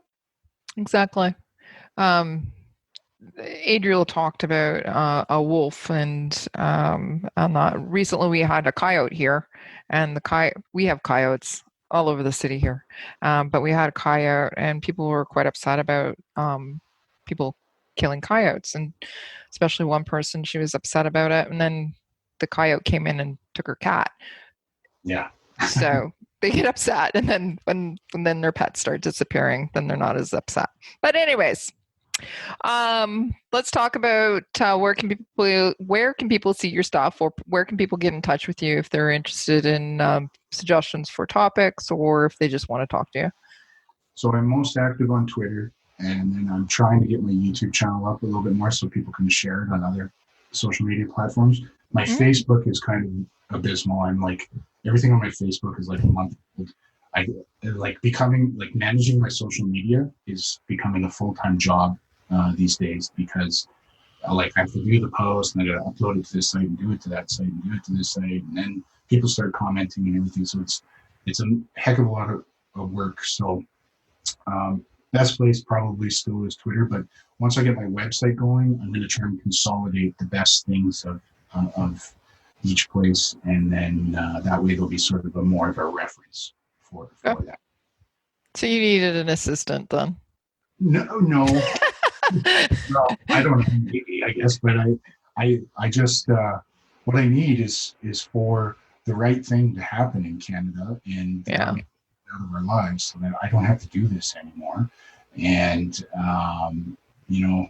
I would encourage folks out there watching this to get involved. Start donating to CCFR, your local shooting club, anything that you can do to assist any sort of a pushback at any level of government right now is absolutely vital. There's 2.2 million of us.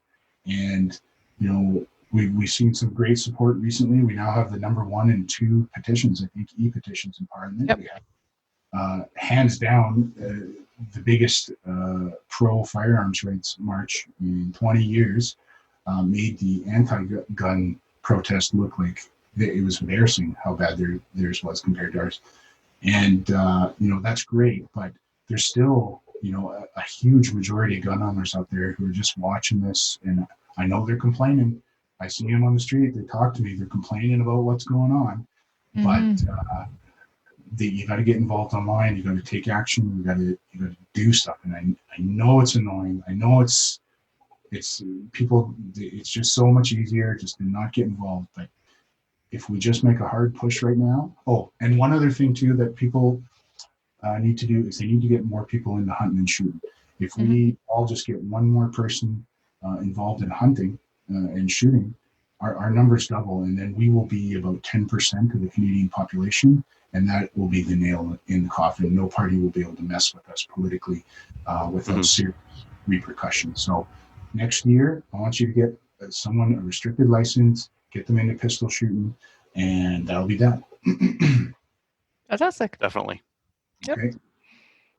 Anything else that Adriel, any other questions you have for DJ? No, I think it's been fantastic. I mean, the time's just flown by here. We should probably have you on again. Yep. So why don't we actually touch base again in a couple of months, maybe? Sure. See how things are going, and see if you can get some of your TV series up and running, and see how things are going. But do you want to tell them the story about the keloids? Why don't you tell it? So the first, when I came out to Ottawa and I was meeting everyone, there's two sort of main Kellys at the CCFR, and they were... We share a brain, share everything. Yes, and they're both fantastic ladies, very, very polite, very friendly, very helpful, very organized too, I'd like to say. You guys were like the shepherds, getting everything. And then, sure enough, Kelly number 1, I guess we'll call you. Okay. You texted me, she said, hey, do you want to come on Slamfire Radio? And I said, okay. And so then I texted her, I said, to the Kellys with her number, but I got auto-corrected and it said to the Keloids. So now every time I see them together, I go, Keloids! So we were the Kellys. We're affectionately known as Kellys, the Kellys. It's like, the Heathers from the movie The Heathers, but we're nice. So we got the Kellys, or we got Kelly Square, and now we're the Keloids. So, and we answer to anything really, as long as Keloids. Anyways, so that's the story of anyways.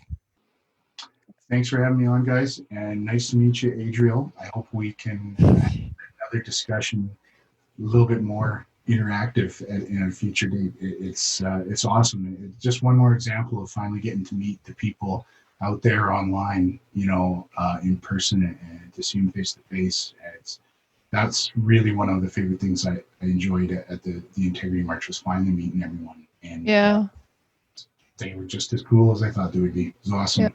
Awesome. Yeah, we'll have to do that. You need to go up to the Yukon, go on a hunting trip. It's not that far. I know. You're in Edmonton. Yeah. This is the last civil 1 million person city until you're up in the middle of nowhere. I can get you a small games license actually out here. I believe it is possible for you to do so. We could do grouse hunting or something if you came out in the fall. But other than that, the only other, you could come along on a hunt, but I don't think the only other way to hunt up here is you have to get guided, which is big money. Super. Yeah. Sounds like big American money. Yeah. Yeah. I'm a Canadian YouTuber money here. I can't afford that stuff. Probably. But it sounds like, you guys are, it's like a romance. Anyways. Awesome. All right. Thanks again for coming on, and we'll touch base in a little bit. Thanks for having me, guys. Right. Once again, we want to say thank you to DJ for coming on and chatting us up about the Integrity March and also everything that's going on in the Yukon. We're going to probably have him back on because I like that dude. I hung out the whole weekend with him. He's awesome. So He's a nice guy. yeah, he really is. Yeah. Yeah, there was a little bit of a bromance going on, wasn't there? There was, like, huge. We were both a little bit into hunting. Yeah. A little bit into that. Just a little bit. Mhm. All right.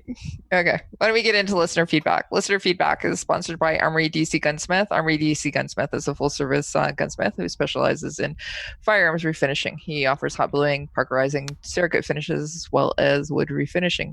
Check out his online inventory of new and used guns, firearms, accessories, optics, and more at dcgunsmith.ca. And you can also check him out on Instagram and the Facebooks as well. So say hi to him for us if you do actually chat with him. Denny is a super nice guy. And apparently, Trevor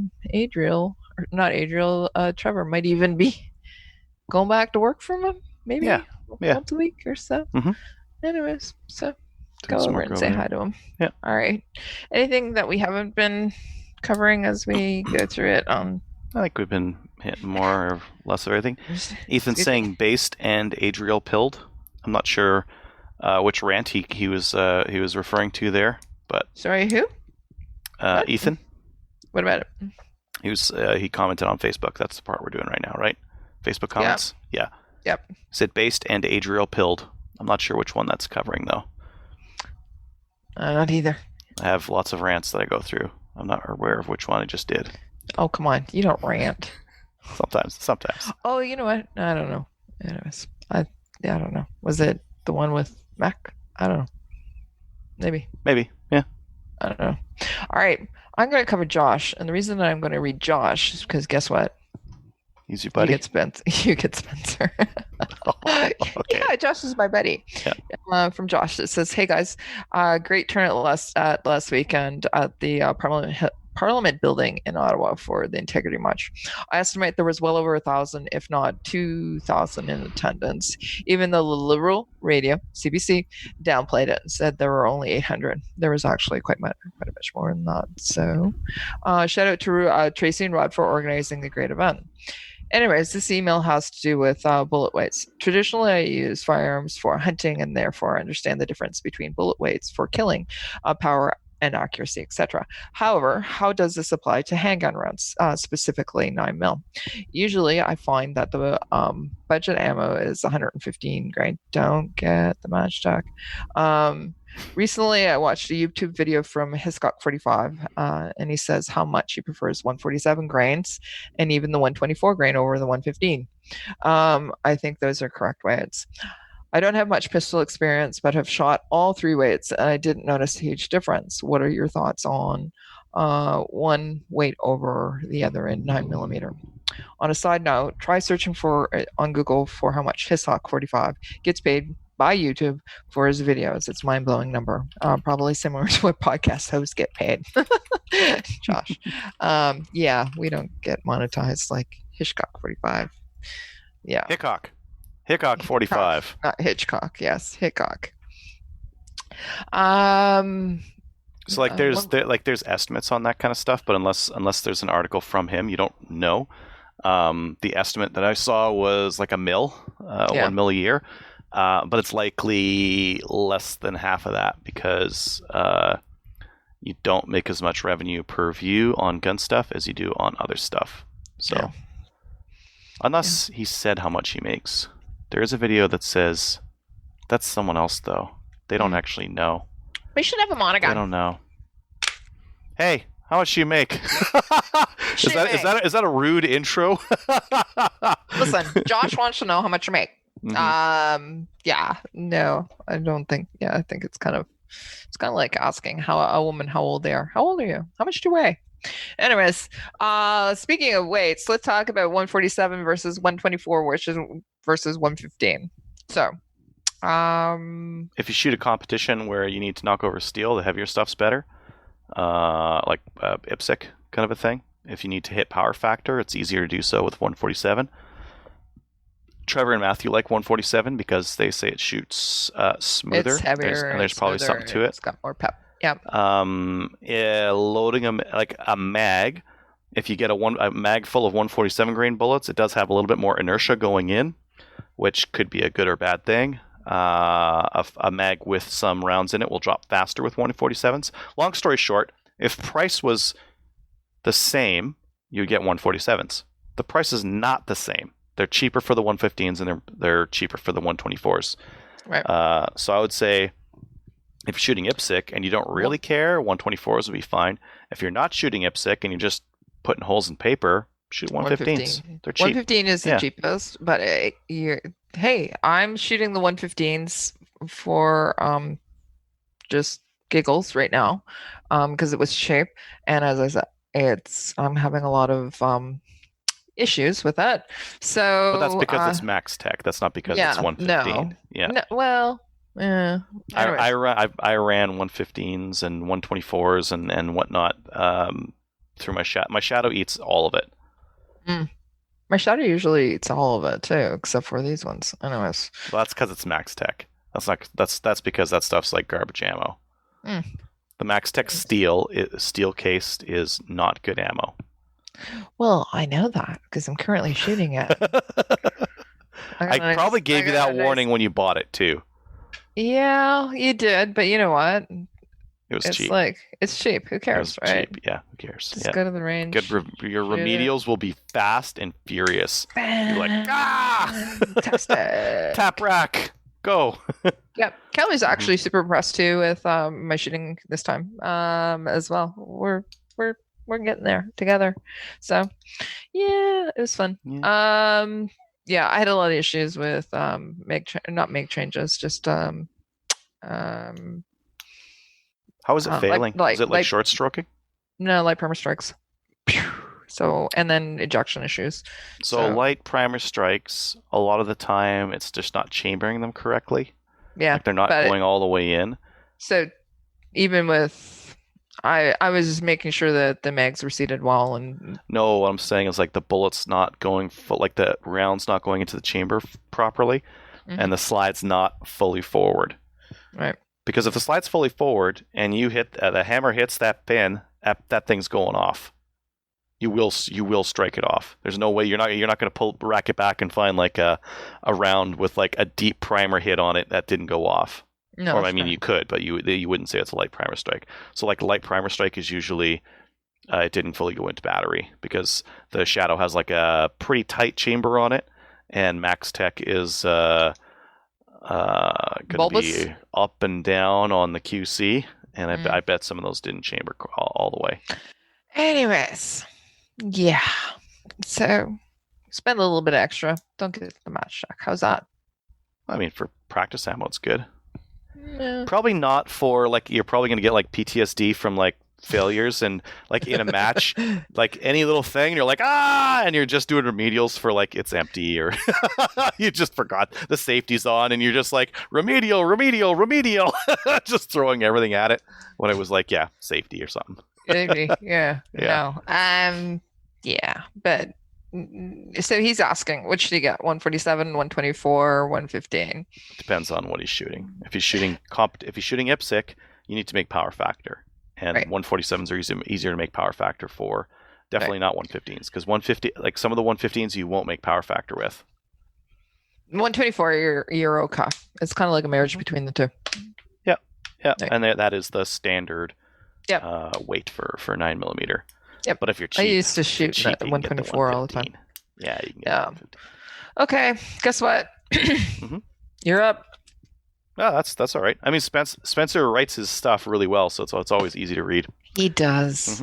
Yeah. Hey guys, it's been a while since I wrote to you, but I heard Trevor mention how much he loved lever guns. I'm going to say lever just to trigger him with non-traditional stocks. So I figured I'd send him a picture of the ones I have. Maybe it'll motivate him to race toy cars better, the same way he motivates Kelly to shoot better skeets. I should have put a trigger warning before this email. The top one is an old JM stamped 336 that I used to use as a truck gun. I have a PC carbine in that role now. Oh, carbine instead of carbine. I'm going to trigger the Americans some more with this one. I'm doing it on purpose too. Before you go further, are you able to actually show the listeners or show the viewers his picture? Give me No. let me scroll a little bit more, and then I'll show them. I'll pull up the letter at the same time. They can read with me. Okay. Where was I? Carbine. You see carbine. Yes, carbine, turbine.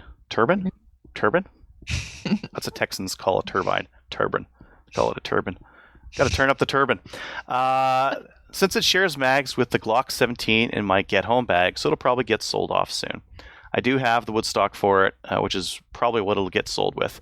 That Ramline polymer stock in the picture is probably worth half what the gun is, since they've been out of production for years. Oh. The middle one is what I already told you guys about, a Marlin 1894 CST that I can shoot suppressed using 38 Special through my 9mm can. And I'll pop this up over here. It's a great little gun, and it shows how much Marlin has improved since the whole Remlin fiasco. I really hope they make it out of Remington's current problems intact after all the work they've done to fix that brand. At the bottom is my latest lever gun purchase, one of the Henry X model guns Adriel mentioned. I was looking for one in 44 Magnum, but when I did the research, I found out that my 45 suppressor would probably have issues with most Magnum loads. Not only that, the 44 Magnum guns are literally impossible to find. In almost a month of checking Gunbroker, I found a grand total of 1, and they wanted at least $500 over MSRP for it. And there's only a few companies that even are accepting customer orders, and Henry isn't one of them. Because of that, I ended up getting it in 45 Colt. That caliber not only suppresses very well in cowboy loads, but is one I already have plenty of, and one that's still available at normal prices. I've only gotten to the range with it once, but it shoots like you would expect a Henry to shoot, a smooth action and accurate. As a newer model, it's got both the side gate and the tube, and while it has the molded-in sling swivels, they are really beefy. If Adriel was thinking these were the flimsy kind used on some 22s I've seen, that's not the case. These would be really hard to break off. I don't intend to use a bipod with it, since prone isn't something lever guns do well, but it's nice to have the little bit of rail up front for one, even if I just put the cover on it. I have a decent sling and a set of Skinner peep sights that will go on it before its next range trip as well. Nice. By the way, I'm not surprised you had good luck teaching new shooters to use aperture sights compared to the post and notch kind. I've always found them to be the best iron sights of any kind of rifle, and I've never had any issues back in the day when I used to coach a kid's rifle team. Even a 10-year-old gets the idea of the front sight bead going in the middle of the ring, and that setup still works great even for me with my much older eyes. That's it for now. Hope you're all staying reasonably sane up there in America's hat. From Spencer.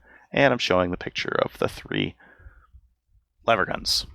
Yeah. There, I'll say it properly once more. But the proper American one. I always get comments on my YouTube channel about people getting PO'd about my pronunciation being wrong. But it's like, no, that's Canadian pronunciation. Yeah. It's a thing. Yep.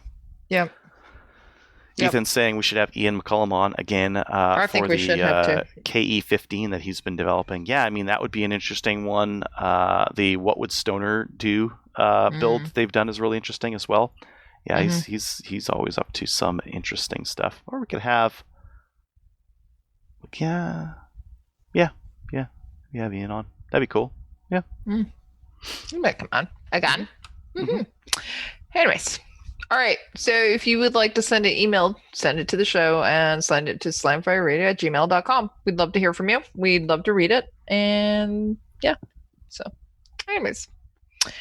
Patreon supporters, we have no new Patreonies this week, but we wanted to say thank you to those of you who are currently supporting us on Patreon. If you'd like to do that, you can go to patreon.com, go to Slamfire Radio, and show us some love.